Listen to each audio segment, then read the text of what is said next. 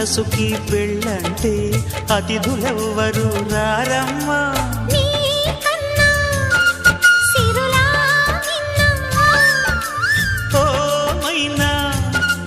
మన మనువును మెచ్చిన మనసులు పెట్టిన సుముహూర్తం ఇది.